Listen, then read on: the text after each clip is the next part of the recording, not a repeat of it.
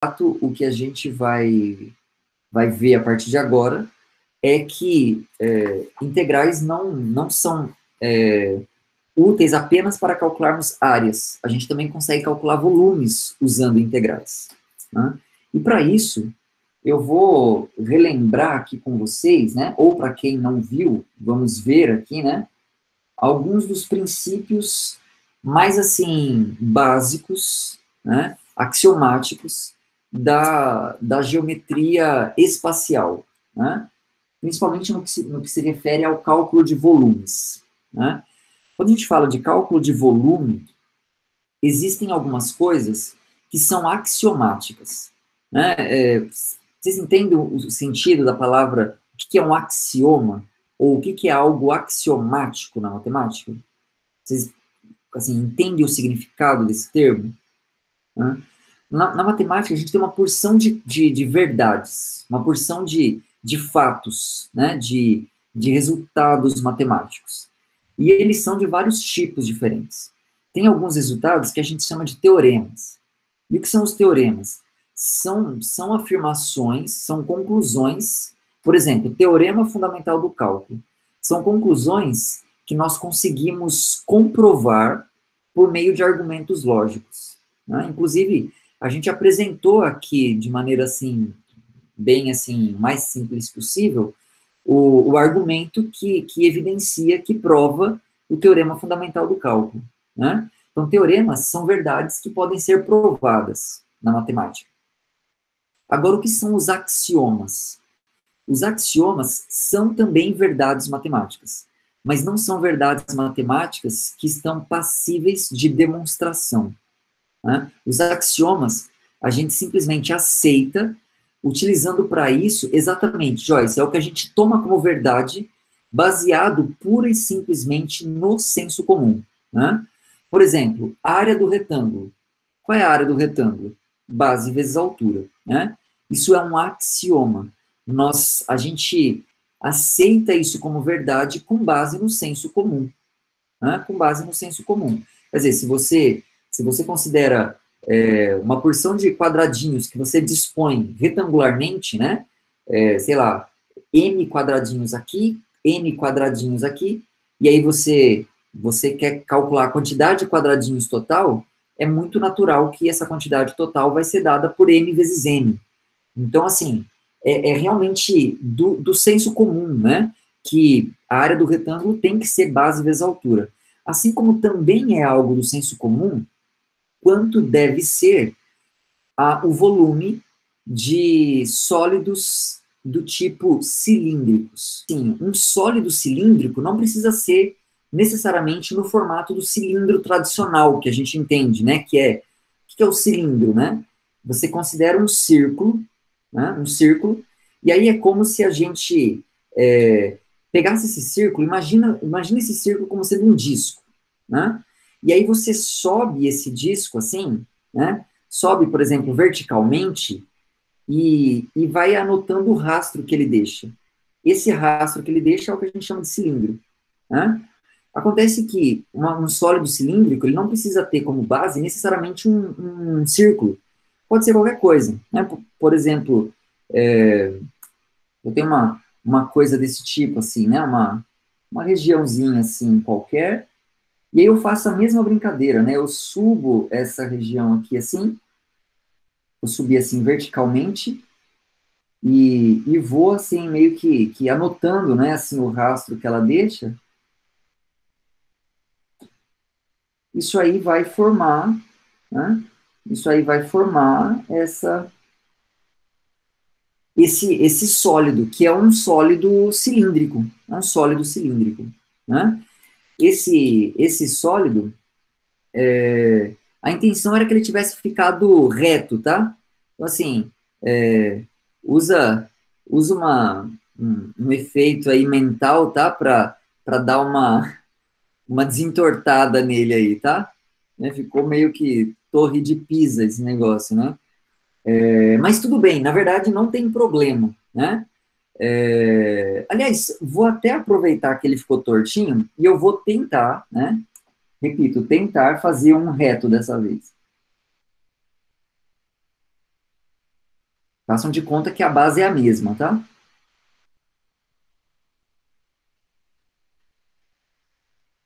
É, parece que há uma tendência natural a ficar torto, mas tudo bem.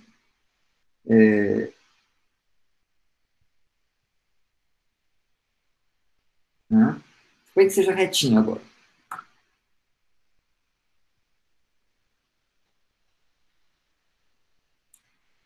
Bom, a pergunta é, qual é o volume desse tipo de sólido? Né? E isso é axiomático, ou seja, a gente olha para isso e fala, olha, só tem uma forma de calcular o volume disso. Né? O volume disso tem que ser, digamos que essa base aqui, né, é uma região qualquer que tem uma área A, né? Área A dessa região. E suponha que essa altura aqui seja H, né? Essa altura aqui é H. E se essa área da base desse cilindro é A, então o volume do cilindro, ele sempre será a área da base vezes a altura. Isso é axiomático, ou seja, a gente não prova a área do cilindro. Isso a gente assume como verdade pré-estabelecida. É um axioma, né? Assim como também, mesmo esse aqui sendo tortinho, né? Suponha que, não, aqui a área é a mesma, né? A figura é a mesma, e suponha que essa altura aqui, seja também a mesma, seja H, né? Seja H. Então, assim, a diferença entre um e outro é só que um está retinho e o outro está torto, mas a altura é a mesma, né? A altura é a mesma. Pois o volume desse cilindro torto é exatamente o mesmo volume do cilindro reto, desde que eles tenham a mesma altura relativa, né? A mesma altura aqui e a mesma, a base também tem a mesma área. Se isso acontecer, então ambos terão o mesmo volume. Isso é conhecido como princípio de Cavalieri, né? Cavalieri foi um matemático italiano importante do século XVI, fim do século XV, talvez, início do século XVI, nesse período aí, né? E foi um matemático que contribuiu enormemente com o desenvolvimento das ideias precursoras do conceito de integral, né? E ele trabalhou muito com essa noção de volumes. De fato, esse princípio é conhecido como princípio de Cavalieri, ou seja, se dois cilindros têm a mesma área da base e têm a mesma altura, mesmo que um seja torto, né, mesmo que eles sejam, que eles não tenham a mesma forma, né, que eles sejam deformados em relação ao outro, se eles tiverem a mesma base e a mesma altura, eles terão o mesmo volume. Né? Uma forma de pensar nisso, assim, e se convencer de que isso aqui é verdade, é pensar nisso daqui como sendo, por exemplo, uma pilha de moedas. Né? Pensa numa pilha de moedas, né? Moedas iguais. Né? Pega uma pilha de moeda de R$ 1, por exemplo. Né? E você pega essa pilha e empilha elas assim, bem retinha. Certo? Bom, isso aí vai formar um cilindro, concorda? Isso forma um cilindro. Agora, se eu pegar essa pilha e eu entortar ela, né? A gente consegue fazer isso, fazer assim, ir colocando uma moeda em cima da outra, mas sem ficar exatamente em cima. Põe uma meio, né, meio tortinho, a outra também. Quer dizer, eu consigo pegar esse cilindro, né, e meio que entortar ele assim, né? Eu mudo o volume se eu mexo nessa forma do cilindro?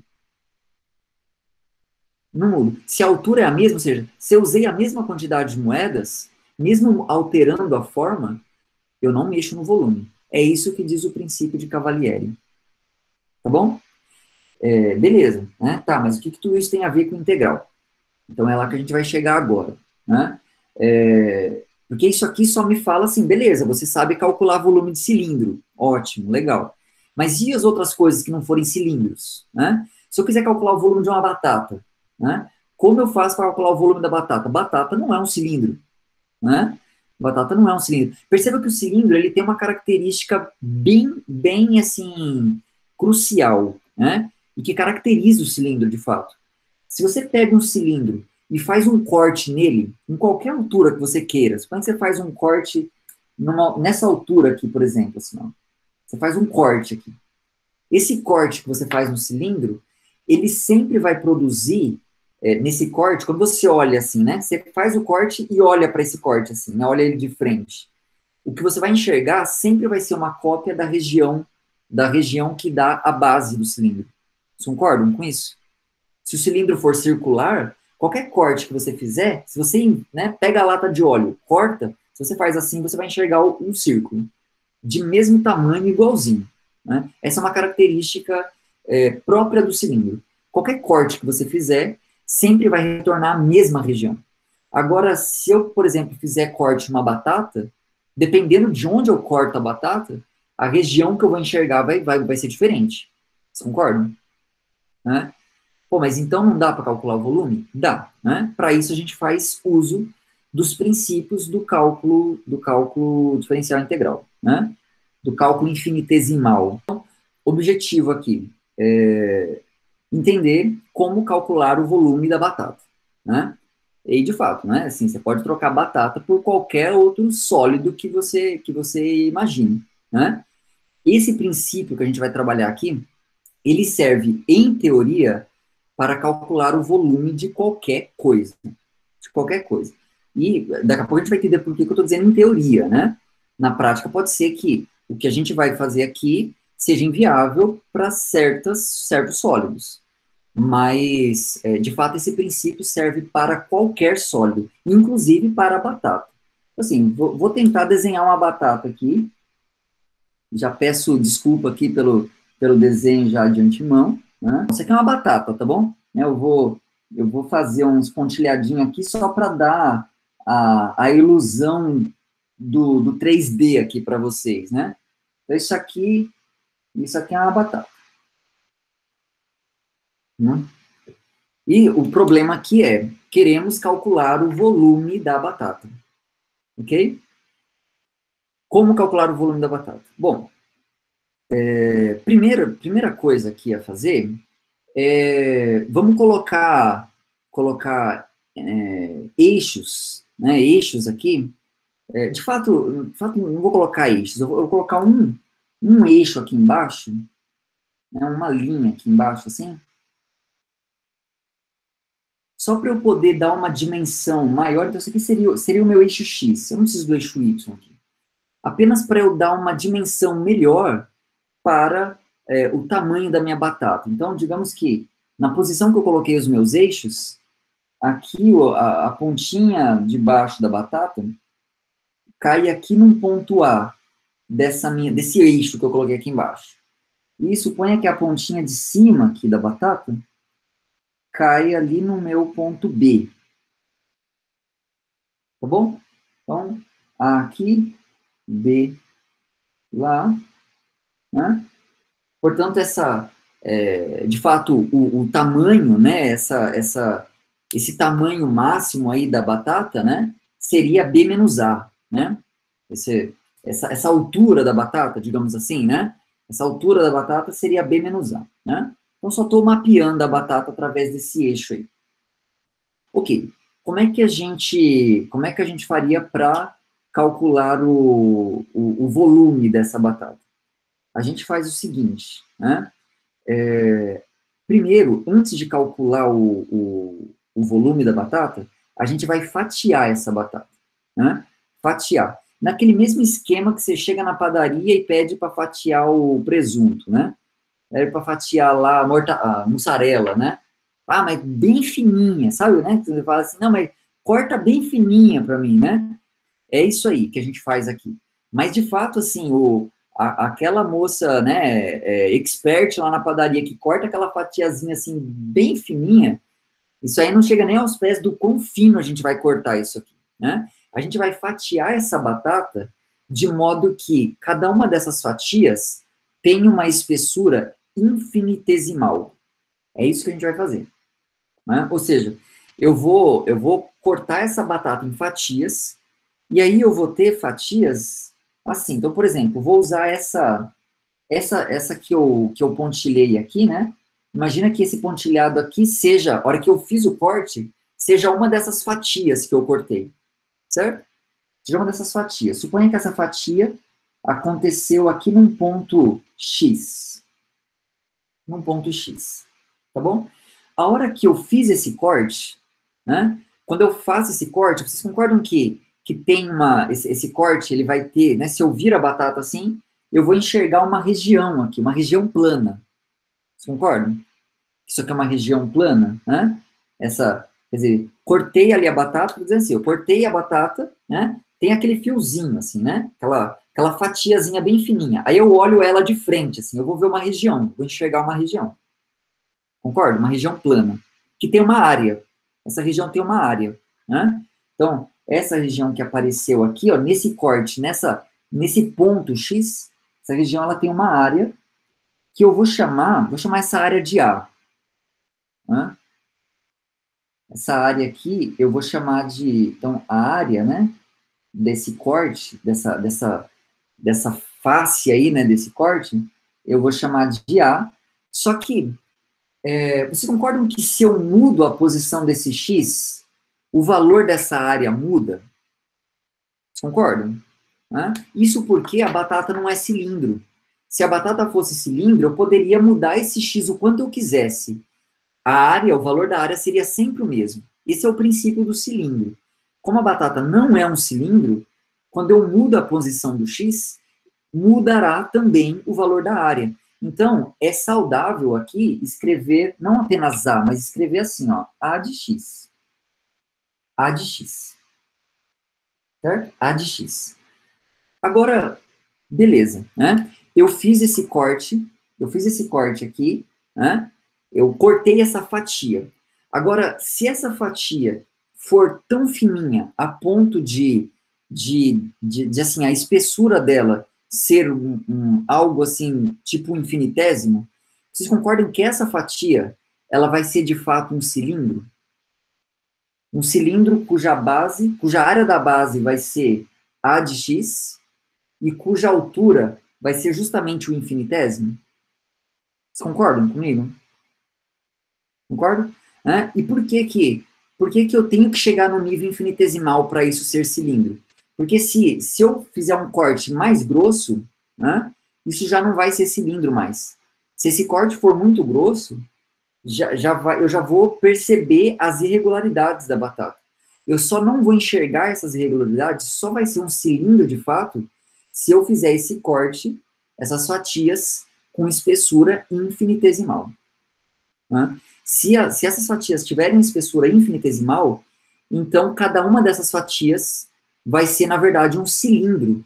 Só que é um cilindro cuja altura é algo infinitamente pequeno.